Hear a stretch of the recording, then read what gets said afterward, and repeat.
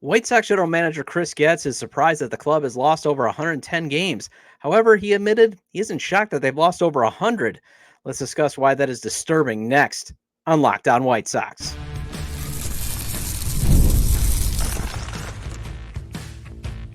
You are Locked On White Sox, your daily Chicago White Sox podcast. Part of the Locked On Podcast Network, your team every day.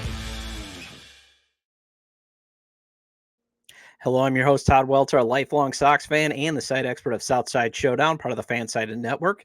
You can check out my written content at SouthsideShowdown.com, and also I've covered Major League Baseball for outlets such as the Associated Press. And thanks for making Locked On White Sox your first listen every day. We are free and available wherever you get your podcasts and on YouTube, part of the Locked On Podcast Network, your team every day. And make sure to hit the like button on today's episode and subscribe to the YouTube channel at Locked On White Sox if you've not done so already. Can't catch the show on YouTube? You can also catch it via the podcast version on Apple, Spotify, or wherever you get your podcasts. And I have another data point to share with you on how Chris Getz is not qualified to be the general manager with his recent comments about how things have turned out this season.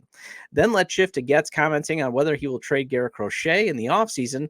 And finally, the Sox made things uncomfortable for the Cleveland Guardians last night in a 5-3 defeat. Could the Sox already have, the Sox already have 5 wins over the AL Central leaders? Could that potentially end up costing the Guardians the division title? I'll discuss that in the final segment. But now, through September 22nd, all FanDuel customers can bet $5 and get a 3-week free trial of NFL Sunday Ticket from YouTube and YouTube TV. Visit FanDuel.com to get started. All right, I am back to considering Chris Getz getting the GM job a year ago was organizational malpractice after what he said before yesterday's game. You can toss out the recent firings of the scouts, in the scouting department that needed to happen. That was like, hey, maybe he's got a clue. We're back to organizational malpractice. And the reason is simple, and hopefully it'll be clear once I share the quote, but the owner conducted the worst search in the history of baseball for a new GM because Jerry Reinsdorf was convinced only Chris Getz was capable of turning things around quickly. And even though it was clear that this franchise rotted into a decay that only corpses can sympathize with and needed another full-out rebuild, and that Getz was part of the previous front office leadership that helped the club get there.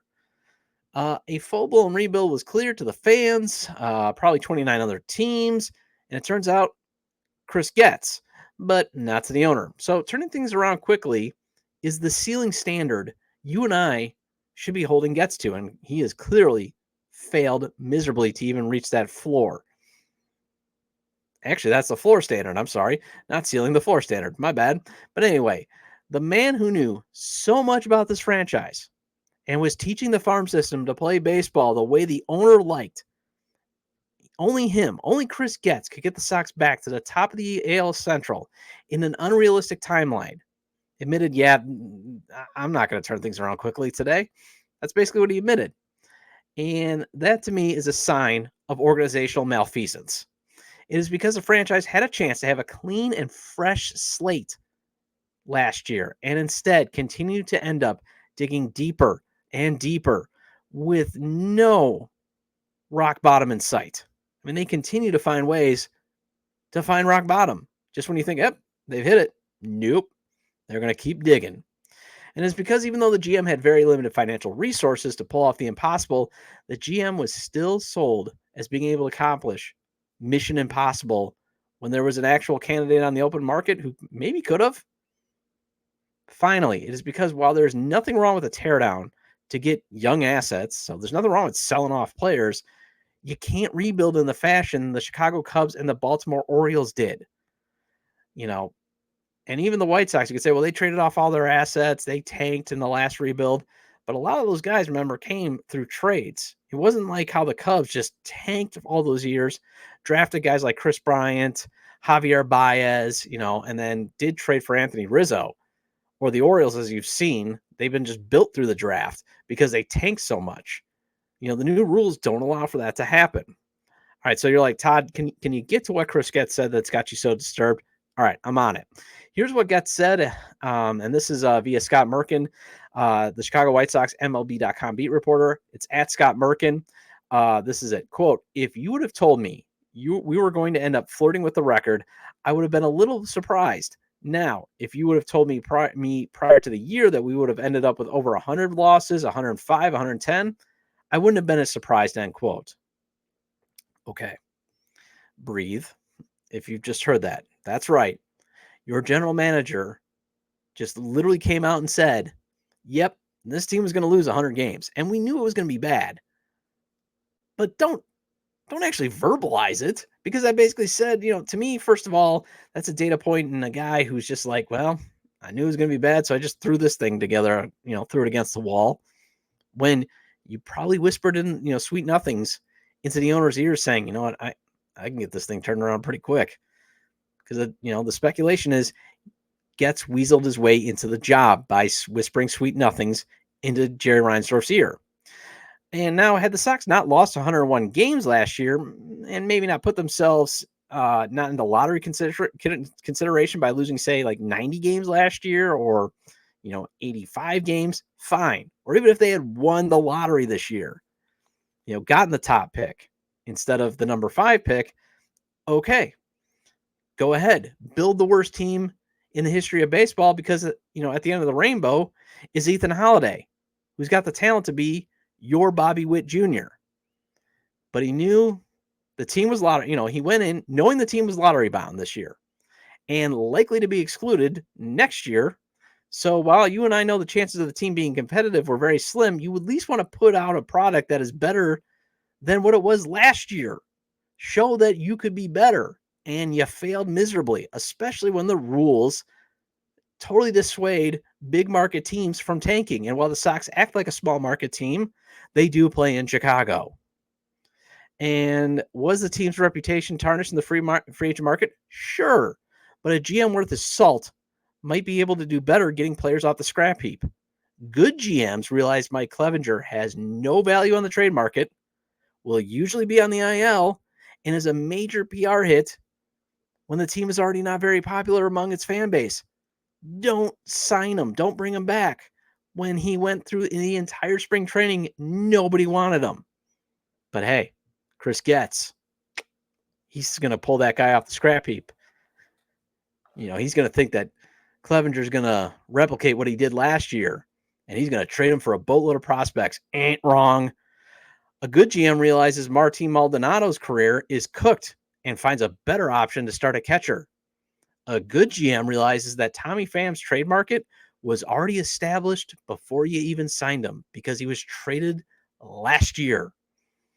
And it might be better to give Dominic Fletcher more runway than see Pham's trade market could magically just improve, especially when you bundled him with your best trade asset and best free agent move, Eric Fetty. You see, I do see that there's some potential with Getz, but it's just flashes. Fetty, a flash. The return in the Cease trade, a flash. All these shakeups in the scouting department, flash. Finally finding a way to get authorization to fire Pedro Grifol, flash. Realizing it was a good idea to go outside of the organization for the next manager, flash. But admitting that you're still in preparation mode in your manager search, and now this quote is what is disturbing about Getz being the GM. He got the job when he didn't deserve it, and then not meeting the moment at the trade deadline showed he didn't deserve it, and then basically compiling the worst garbage of a roster and thinking, oh, well, this roster, okay, 110 losses, that's fine. Realizing you're not probably going to get a top 10 pick because of the new lottery rules. See where you are. You could see all the problems around you. See that maybe, you know what? I'll do better off the scrap heap. And I've seen GMs do it. First team I covered, Doug Melvin, good GM. And yes, I made a Milwaukee Brewers reference, so drink.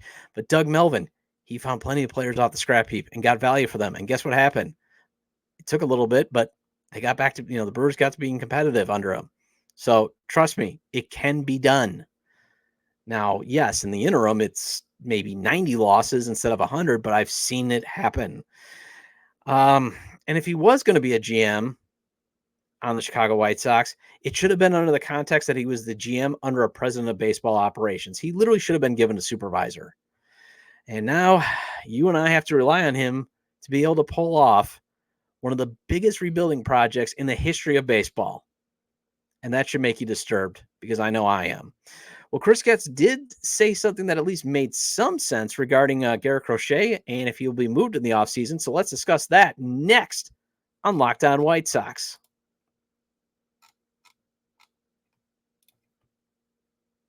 Hey, the White Sox season is wrapping up, but the Bears, they've just started. The Blackhawks and the Bulls regular season is just around the corner. Hawks and Bears games are always fun to go to live. And if you want to check out a game in person, use the Game Time app. Game Time has a new feature called Game Time Picks that makes getting tickets for your favorite live events even easier. Game Time Picks filters out the fluff to show you only incredible deals on great seats, so you don't have to waste time searching through thousands of tickets. Game Time Picks makes it easier to save more on sports, concerts, comedy, theaters, etc. You want an example? Game Time, granted it's over, but just to show you how some of these Game Time picks can work, they had 50% off deals when the Dodgers took on the Diamondbacks this past Labor Day. I know that, I'm kind of looking at, should I go to some Marquette games this year because I'm an alum? Definitely going to be checking out the Game Time app to see if there's any good deals there. The lowest price guarantee or Game Time will credit you 110% of the difference. Take the guesswork out of buying tickets with Game Time. Download the Game Time app, create an account, and use code LOCKDOWNMLB for $20 off your first purchase. Terms apply. Again, create an account and redeem code LOCKEDONMLB for $20 off. Download Game Time today. And what time is it? Game time.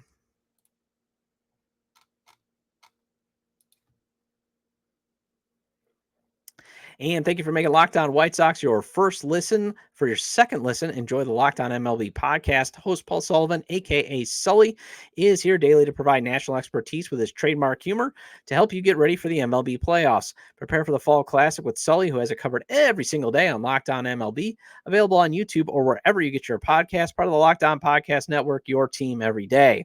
And the White Sox play the second game of a three-game home series with the Cleveland Guardians tonight.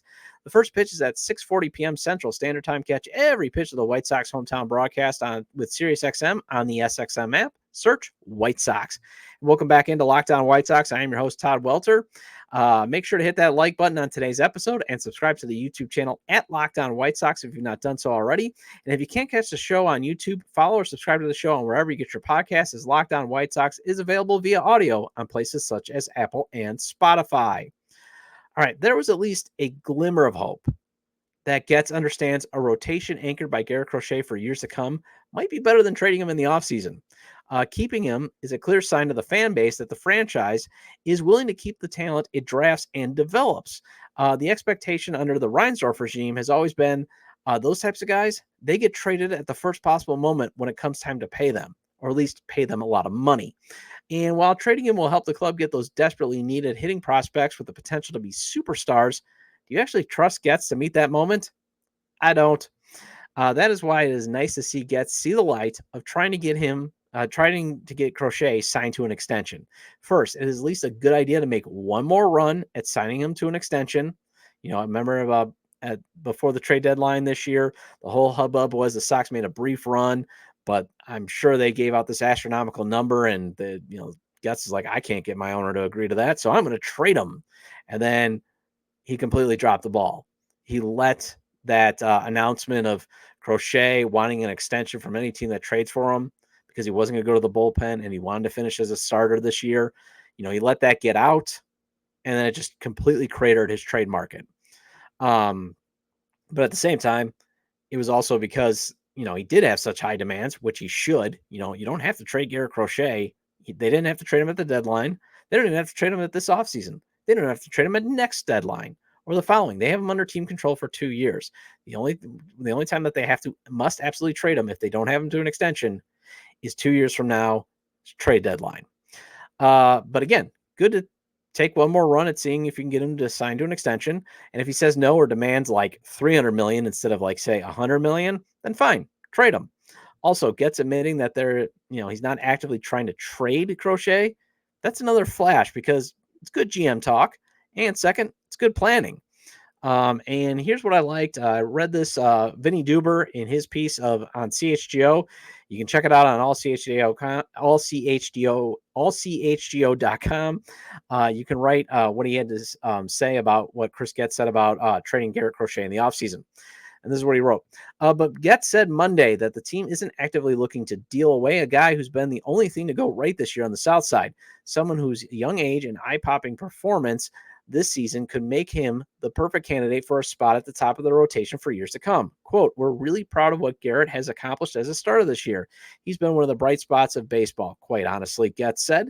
It's not a player we're actively shopping. Obviously, there's a lot of interest in Garrett Crochet because of what he can do on the mound. We'll wrap up this year, get into the offseason, kind of go from there. The reality of baseball and where we're at as an organization, you need to look at the types of returns you could potentially get in trades.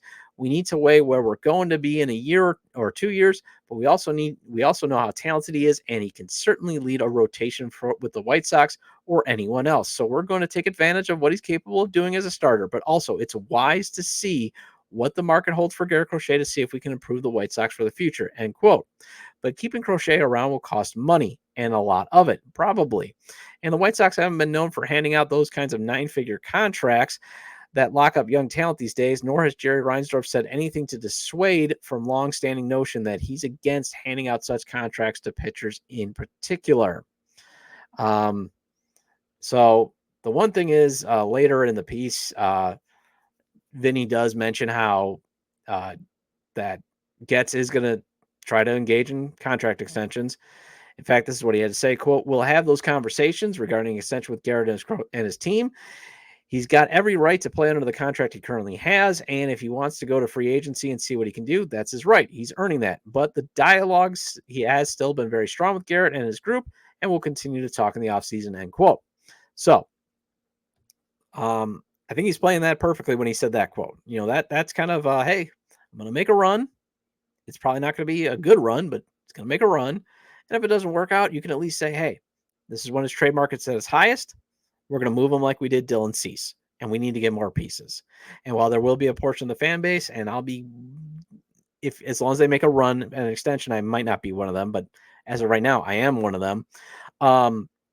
That'll be mad because, again, there'll be just another player you drafted or a prospect that you traded for and did the most of the development, and then traded him because, you just don't want to pay him.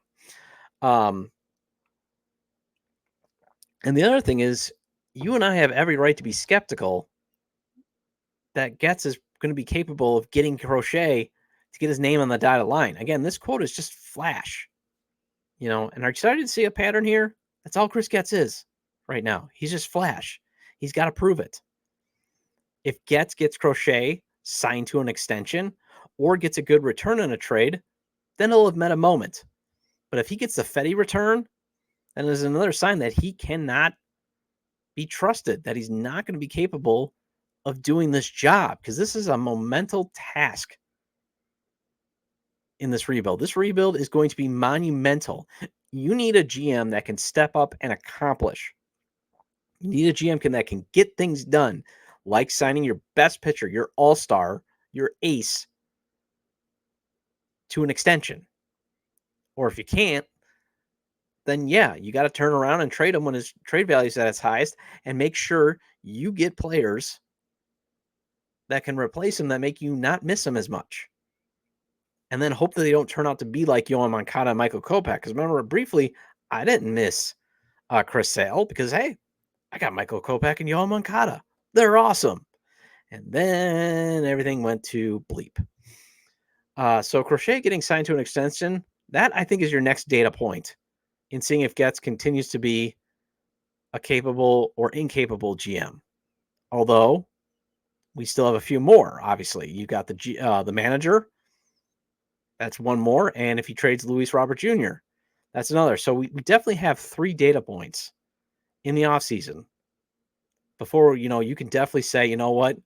Yeah, he's overmatched, not qualified, shouldn't be the GM, and we're going to have to deal with this guy because Jerry's so loyal to these people. Well, the White Sox did what they were designed to do last night, and they lost. The Sox did rally back to at least make it a game against Cleveland and be a thorn in the Guardians' side. And let's discuss that the Sox getting a few of their 33 wins against Cleveland could be a reason that the Guardians might not win the AL Central if the Kansas City Royals make up those 3.5 games down the stretch. Next on Locked On White Sox.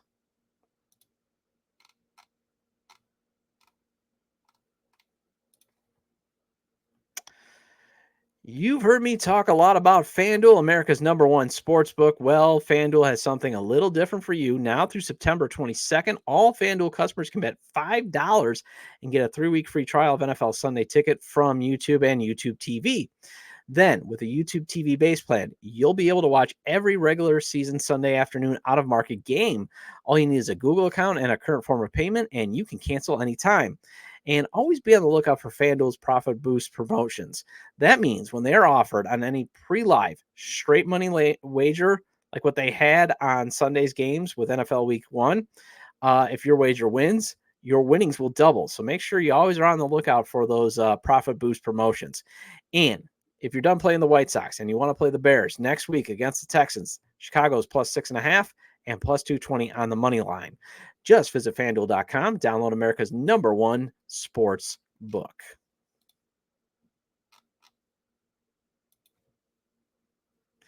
And the White Sox play the second game of a 3-game home series with the Cleveland Guardians tonight. The first pitch is at 6:40 p.m. Central Standard Time. Catch every pitch of the White Sox hometown broadcast with SiriusXM on the SXM app. Search White Sox. And welcome back into Locked On White Sox. I'm your host, Todd Welter. Again, hope you are having a good day. Shout out to all my everydayers. Appreciate the ones that stick with me this long, taking the show. And once again, yes, I'm rocking the glasses for those that are watching on YouTube. Battling shingles, and it's starting to get a little bit better, but man, I would not wish that upon anybody. And again, as I said yesterday, I mean, the healthcare, saying back in the 80s and 90s, just get chicken pox and hopefully you'll never get it as an adult because you might die. Well, they forgot to say, they can reactivate and turn into shingles. And man, it's just been painful. But hey, getting through it. Got the doctor's appointment today as a follow-up, so hopefully I'm all right. One of the few things that the Sox have done well this year is to make life tough for the Cleveland Guardians. However, last night was not a great case because Guardians rookie pitcher Joey Cantilino, he had a 7.71 ERA coming into this game. You might think, hey, finally the Sox have a golden opportunity to win back-to-back games. Nah. Cantilino nearly threw a perfect game. Yep, that's right. Guy who came in with a 7.71 ERA looked like Sandy Koufax out there.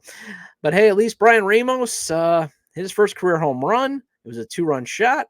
Made it 5-3, and the Sox did have the tying run at the bottom, the tying run at the plate in the bottom of the 9th. So again, they continue to kind of be that thorn in the Guardians' side because they have 5 wins against Cleveland. And if the current trend continues, they could possibly get one more on Wednesday because what the Sox have done really well last couple of games is they lose the first 2 games in the series and salvage one out of there. So Wednesday's the series finale. Wouldn't be shocking if the Sox won that one. And the Sox having 5 wins could cost the Guardians the division. That's right. I'm just throwing it out there because the AL Central is a tight race. The Royals are just 3.5 back of the Guardians in the standings. And the Royals, got to give them credit. They bounced back from a 7-game losing streak. And part of that was losing 2 of 3 to Cleveland last week. They came back, got that series finale win against the Guardians, and then swept the Twins to bury them in the division race, and that relegates the Twins to the wild card race. And the Royals and Guardians are talented teams, but hot take here, the Royals are not 3.5 games out without having the terrible White Sox on their schedule. The Sox went 1-12 against the Royals and got outscored by Kansas City 66-23. So you give the Sox, say, again, 4 more wins. Say they have 5 wins against the Royals in the win column, and suddenly the Royals are in the same spot as the Twins. Now they're 6.5 back. And that is why, if this comes down to the last week of the season, the Guardians might regret dropping a few games to the Sox. And who knew the Sox might have a say in this division race? And while this isn't the way you and I would like the Sox to be involved, being able to beat the Guardians this year is one of the silver linings in this terrible season. mean, even if the Guardians win tomorrow and make sure that there's no hope that the Sox will win the season series, at least having those 5 wins, I mean, hey, you find the silver linings, you find the rainbows wherever you can get them. But the Sox only beat the Royals and the Twins and the Tigers 1 game apiece. That's right. The Sox beat the Royals once, the Twins once, and the Tigers. And that's, I got to believe, is a reason the Twins and the Tigers are still in the AL wildcard race. Now, the Twins, I'm not taking away too much from them. They're a pretty decent team. The Tigers, not so much. So the Tigers, if they somehow manage to get into the wild card, they definitely need to send the White Sox organization a fruit basket. And that is, the Sox being this bad is another, especially within the division, is another reason to be quietly embarrassed about this season. Well, maybe not embarrassed, just to think that it's sad.